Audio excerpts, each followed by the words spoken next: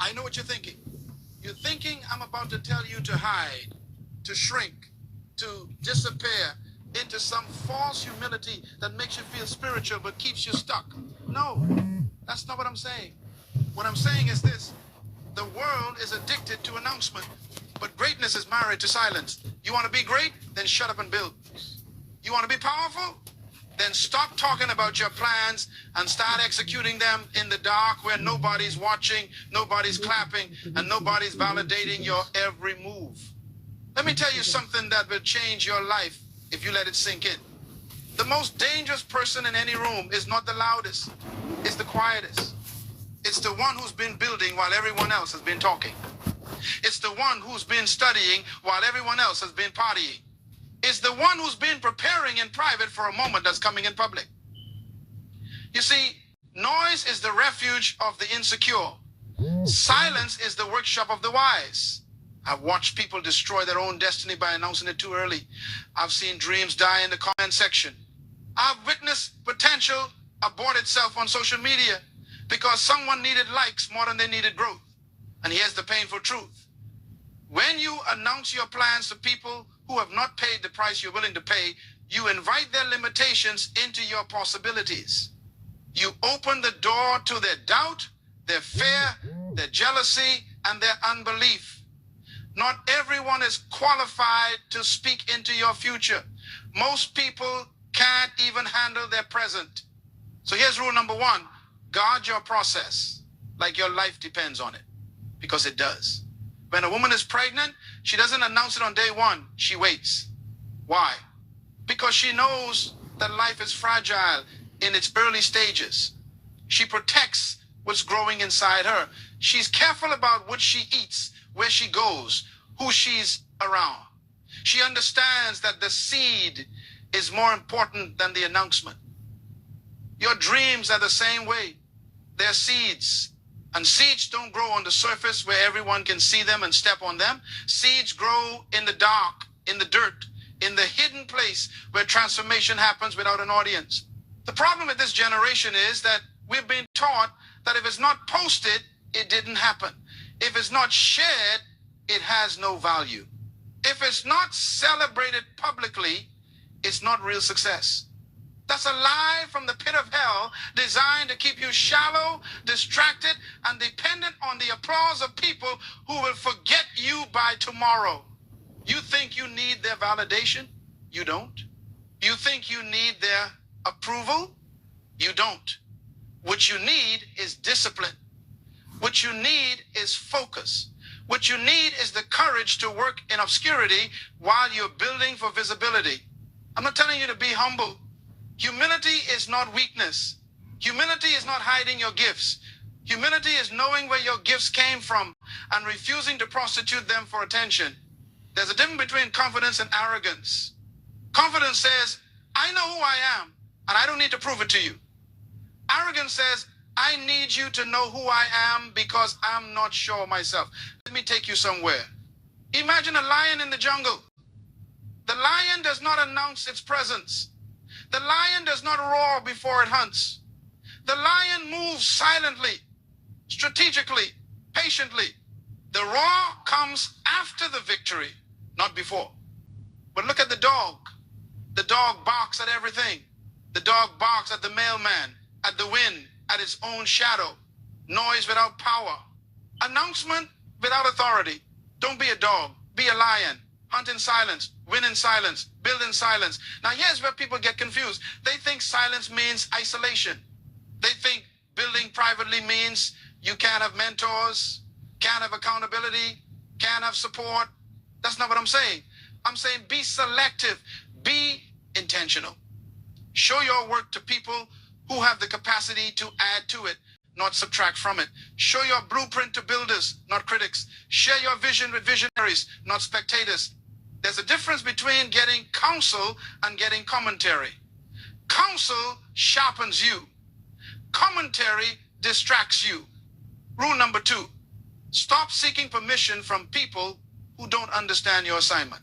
You were designed by a manufacturer who put specific gifts, talents, abilities, and potential inside you. You are not random. You are not an accident. You are not a mistake. Even if your parents didn't plan you, there was a purpose that called you into existence. That purpose is your assignment. And here's what you need to understand about assignments. They're specific. They're customized. They're unique. What you're called to do, nobody else can do exactly the way you can do it. Your fingerprint is different from every other fingerprint in history. Your DNA is different. Your voice is different. Your perspective is different. So why are you trying to get approval from people who aren't even on your path? I've seen incredibly gifted people waste decades of their lives waiting for someone to tell them they're ready, waiting for someone to give them a chance, waiting for someone to open a door. And meanwhile, they have the tools to build their own door, but they're too busy knocking on someone else's. Let me tell you something that's going to sting a little bit. If you're waiting for permission, you're living below your potential. If you need validation to start, you're not ready to finish. If you need someone to believe in you before you believe in yourself, you're setting yourself up for disappointment. Now, don't misunderstand me. I believe in mentorship. I believe in learning from those who've gone before you. I believe in honoring those who paid the price. But there's a big difference between learning and limiting yourself. There's a big difference between respecting wisdom and rejecting your own voice. You can learn from someone without becoming a copy of them. You can honor their journey without abandoning yours. Here's what happens when you seek too much permission. You start editing yourself. You start second guessing yourself. You start diluting your message to make it acceptable to people who were never meant to receive it in the first place. And before you know it, you've changed so much to fit into their box that you no longer recognize yourself. You become a version of you that's acceptable to them, but unrecognizable to your purpose. The manufacturer didn't make you to fit in. The manufacturer made you to stand out. But standing out doesn't mean showing off. It means showing up as exactly who you were created to be, unapologetically, consistently, powerfully. When you're truly walking in your purpose, you don't have to announce it. People will feel it. When you're truly operating in your gift, you don't have to defend it. Results will prove it. Let me give you rule number 3. And this one's going to separate the boys from the men and the girls from the women. Fall in love with the process, not just the promise. Everybody wants the harvest, but nobody wants to plow the ground. Everybody wants the crown, but nobody wants to carry the cross. Everybody wants the stage, but nobody wants to struggle. That's why most people quit. They fall in love with the idea of success, but they don't fall in love with the work that success requires. They want the destination, but they despise the journey. And let me tell you right now, if you can't enjoy the process, you won't sustain the pressure of the platform. Success is not an event. Success is not a moment. Success is a lifestyle. It's a series of daily decisions that nobody sees. It's getting up when you don't feel like it. It's studying when you're tired. It's practicing when you're discouraged. It's showing up when nobody else is watching. The victory you see in public was won in private. The breakthrough you celebrate on stage was built in the basement. I remember when I was broken and bitter. I remember when I had more dreams than dollars, more vision than resources, more potential than proof. And I was angry.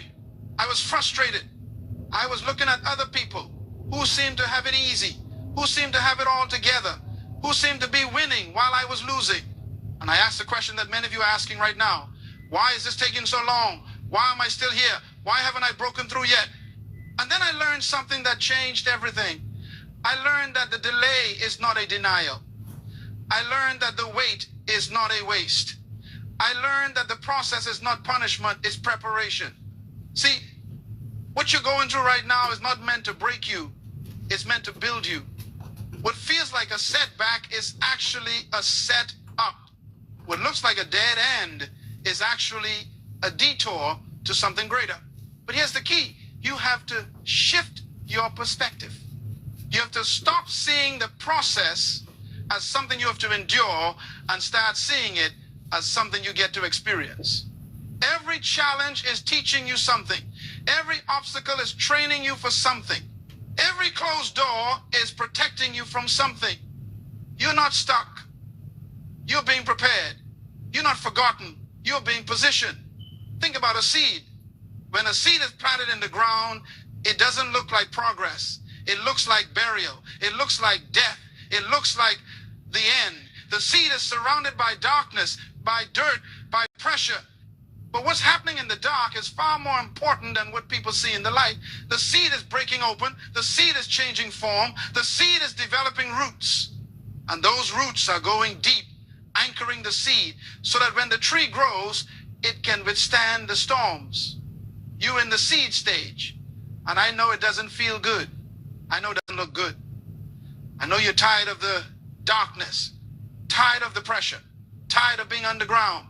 But if you come up too soon, you'll abort your harvest. If you rush the process, you'll ruin the product. The tree you're becoming requires the roots you're developing. The height you're going to reach requires the depth you're going through. So stop complaining about where you are and start learning from where you are. Stop resisting the process and start respecting the process. You know you make me wanna. My shop is official. God is not wasting your time. Life is not cheating you. You being prepared for something your current mindset can't even handle. You being built for a weight of glory that your present strength can't yet carry. Rule number 4, protect your peace like it's your most valuable possession, because it is. You cannot build in chaos. You cannot create in confusion. You cannot grow in an environment of constant noise, constant drama, constant distraction. One of the most important decisions you'll ever make is who and what you allow into your space. Not everyone deserves access to you. Not every conversation deserves your energy. Not every problem deserves your attention. Let me say that again, because some of you missed it. Not every problem is your problem. Not every battle is your battle. Not every argument is worth having. Some things you need to let go. Some people you need to let leave. Some situations you need to let die. You're not responsible for fixing everyone. You're not responsible for saving everyone. You're not responsible for convincing everyone. Your job is to steward your own life well, to protect your own peace fiercely, to guard your own energy wisely. I've watched talented people destroy their potential because they were too accessible. They were too available. They gave too much of themselves to too many people who didn't value what they were receiving. They let everyone in. They let everyone speak. They let everyone dump their problems, their pain, their negativity into their space. And then they wondered why they were so exhausted, so overwhelmed, so stuck. Boundaries are not selfish. Boundaries are sacred. Boundaries are not walls to keep people out. Boundaries are gates to protect what's inside. You don't let everyone into your house. You don't give everyone the key to your car. You don't share your bank account with strangers. So why do you share your mind, your emotions, your time, your energy with people who haven't earned the right to access them? Some relationships are draining you. Some environments are limiting you. Some conversations are poisoning you. And you know it. Deep down, you know it. But you're afraid to make the hard decision because you don't want to hurt feelings. You don't want to seem mean. You don't want to be alone. Let me tell you something. Loneliness is better than bad company. Silence is better than toxic conversation. Peace is better than popularity. Jesus had 12 disciples, but only 3 went with him to the mountain. He loved everyone, but not everyone had the same access. He served the multitudes, but he retreated from the multitudes. He knew how to be present without being depleted. He knew how to give without giving everything. He protected his peace so he could fulfill his purpose. You need to do the same. You need to create space for yourself. You need to guard your mornings. You need to protect your mind. You need to be selective about what you watch, what you listen to, what you consume. Everything you allow into your ears is planting seeds in your heart. Everything you allow into your eyes is shaping your vision. Everything you allow into your space is influencing your spirit. Choose wisely. And here's the hard part. Sometimes the people you need to distance yourself from are people you love. Sometimes the relationships you need to reevaluate are relationships that once served you but are now stalling you. People grow at different paces. People move in different directions. And that's okay. You can love someone from a distance. You can honor someone without being bound to them. You can appreciate the season you shared without forcing a season that's over. Guilt will keep you stuck.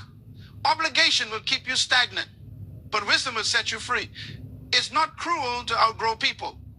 It's not mean to move forward. It's not selfish to prioritize your peace. It's necessary. It's survival. It's stewardship.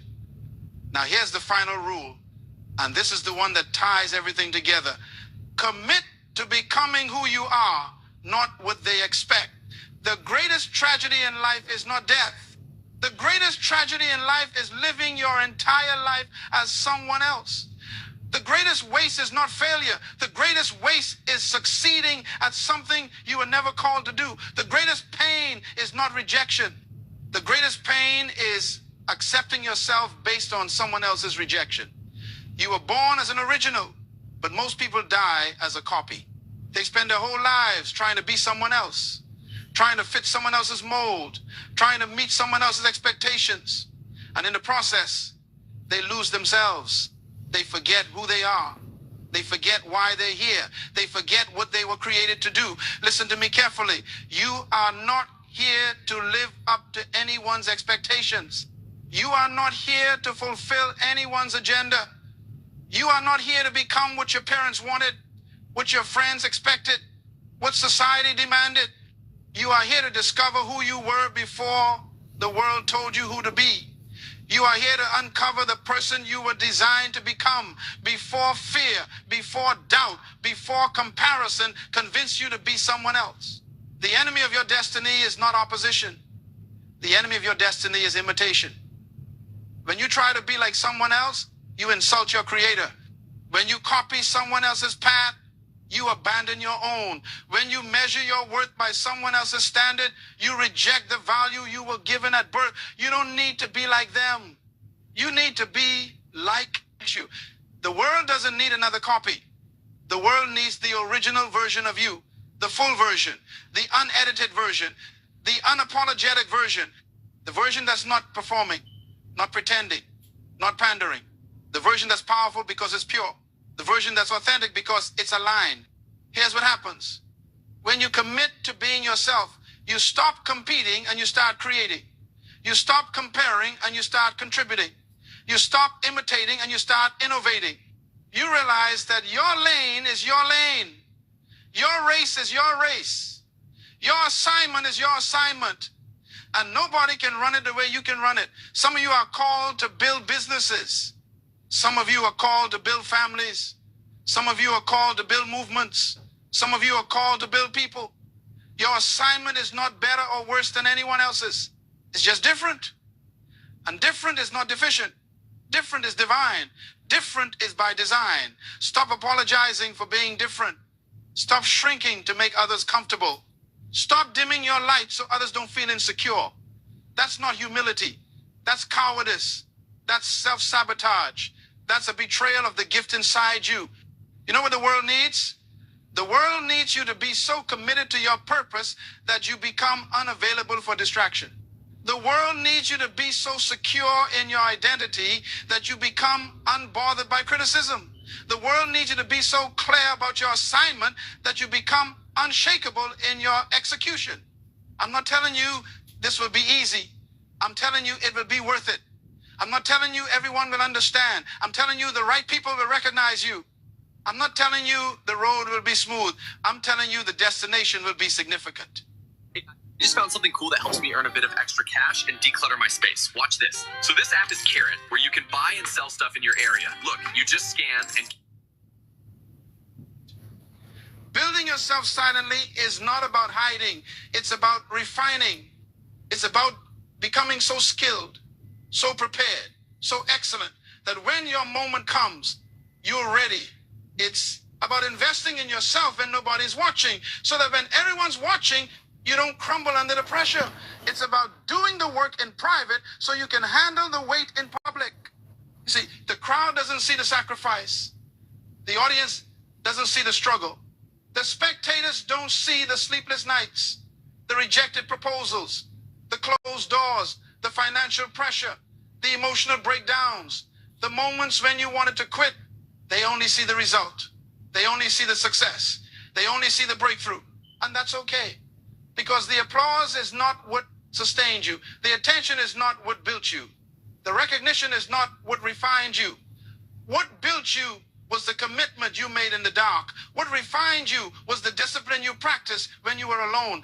What sustained you was the faith you held on to when everything around you said, give up. That's what made you. That's what shaped you. That's what prepared you. So let me bring this home. Let me make this so clear that you can't misunderstand it.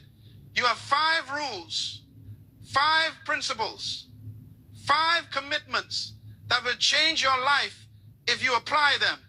Guard your process. Stop announcing every move. Stop sharing every plan. Stop seeking validation for every step. Build in silence. Grow in obscurity.